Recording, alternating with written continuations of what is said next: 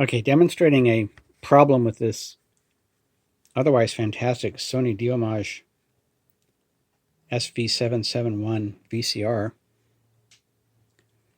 Turn it on. Powers up. See, there we go. And just as something is just skipping back here, it's not working. So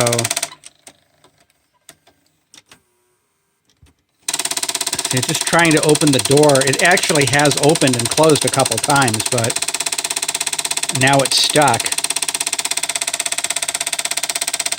I'll try to power it down. Oh, there we go.